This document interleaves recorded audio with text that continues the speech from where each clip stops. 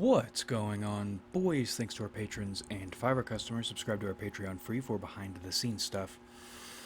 Arm yourselves, typology stuff.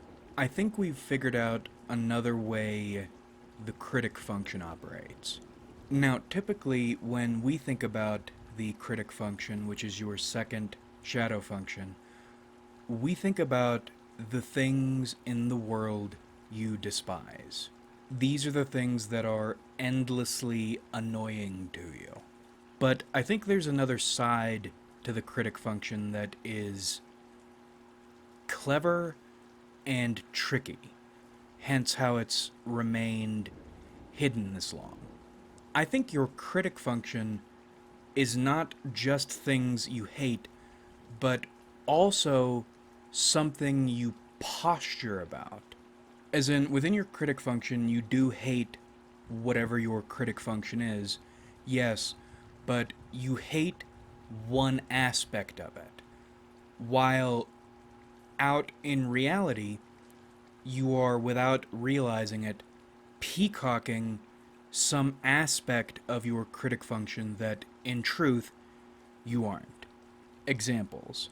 Using INTJs because they're great. If ENFPs are great introductory to typology types, people you learn typology with, then INTJs are a great type for making points. And INTJ's critic function is TI. And they do hate TI.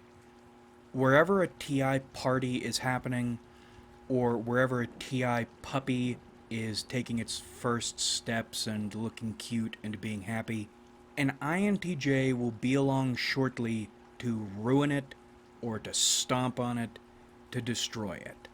But the thing about INTJs is they can't help posturing their intellect at all times. And they posture in a clownish way the exact sort of shit they act against actively. They hate TI in practice, but they love the appearance of TI, and they do everything they can to wear it. INTPs, Critic NI. An INTP will be the first person to run in and slice apart any effort at cartographing a bigger picture map. First ones to do it. But what do INTPs always present themselves to be, or want people to believe they are? Bigger picture people. And this is important to note because the nemesis function, the way we understand that to work, is still operating. Your nemesis function is still the thing you admire and want. But the trick, well, there are two tricks here, but the first trick is that thing you want is not what you present yourself to be. An INTP is not walking around presenting themselves as logisticians. They present themselves as bigger picture people when they aren't. INTJs. Nemesis NE. You would expect them to walk around presenting themselves as eclectic polymaths. And they do, but what they're actually presenting themselves as is this literal introverted thinker. And let's look at ENTJs and ESTJs here, because this is where the second, or they help us illustrate the second trick. So ENTJs are sociopath lights. Complementary. They are extroverted, but when you deal with an ENTJ and they drop the mask, they are not these gregarious, extroverted extrovert people. But that's exactly what they often present themselves to be. I think that is because of Critic NE in their case. And it's the same thing with ESTJs. They present themselves or want to be seen as these gregarious, outgoing people. And that's not what they are inside either. But these ETJs are better at Well, actually, no. This entire critic phenomenon is easy to hide. I got my dramatic reveals mixed up. I think the reason this phenomenon is easy to hide is because one of your conscious functions will be good at masking this subtler peacocking to you and to everybody else. Starting with the INTPs. They want to be perceived as these big picture people. That's not what they are. But you can mistake yourself to be one, and you can try to sell this idea to yourself and to other people because TI, and I don't know how to describe this well, but they don't, NI and TI don't slot into the same spaces, but they slot in close. So it's feasible, maybe even reasonable, to have a wrong hole situation with these functions. So you disguise the fact you are peacocking as something you aren't with something you can do very well. And with INTJs, it's the same situation but inverted. And my hasty working theory for now is introverts hide or mask what they're doing using their dominant function, whereas extroverts mask it using their tertiary function. Because another thing you'll notice is introverts are a lot more serious about their subtle peacocking. And I think that has everything to do with the fact they are peacocking an introverted function and hiding it using an introverted function. Versus the extroverts.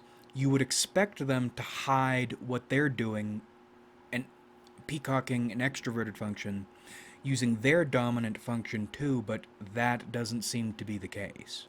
I don't know why this is, but it seems like when extroverts are peacocking, they're hiding what they're doing in a less serious, more... I feel like I've used the word Epicurean too many times in the last 2 months, but an Epicurean way, luxuriant with it. And that's why I used the ETJ thing. Because they mask what they're doing in a very similar but important to distinguish way. Because they both get gregarious. You would expect them, in either case, to go either full SE, wild man, or full NE, full eclectic, and they don't. What they do is they present in this distinctly SE-NE way, or NE-SE way. The ENTJ is forward and actionful, but they want to come off as charming, but so they try to charm in a very forward way. The ESTJ wants to seem very actionful, so they get more charming. Almost identical, but different goals and processes. And although these are two separate things they're doing, you can call them both gregarious and be right about it. Same with the INTP and INTJ. They're both being gigantic assholes. However, an important point to consider in all this is I don't think people realize they are doing this. As in, once this clicked into place for me, I realized what an NI wannabe I present myself to be, but I wasn't intending to do that. I wasn't thinking about it, and I'll probably continue to do it. But I had no idea. And I haven't graphed this out, but there are probably a bunch of analogs that function in weird ways, as in maybe the introverts For the introverts to get the mirror matches, you have to swap the last letters, but with the extroverts, you need to swap the second letters, because the ENTJ and ESTJ are very similar. In the same way, the ENTP and the ESTP are very similar. As in, these ETPs are supposed to be these rebels, these social challengers, and they are, thanks to TE Critic. But have you noticed the way they humble brag all the time? They flex all the time? You'd expect that, or at least stereotypes would lead you to expect that from an ESTP, but not from an ENTP. But ENTPs do this same shit. And look at the INFs. They're both competing to seem like the best people on the planet at all times. Do no wrong, motherfuckers. Unless it's a wrong that can be spun as a right. Little humble bragging, you're just too nice. That's your problem. But you see what I'm talking about. Another piece of the puzzle unlocked. So, summarizing, your critic function is something you hate one aspect of, but then peacock as another aspect of. Introverts hide it using their dominant functions, extroverts hide it using their tertiary functions.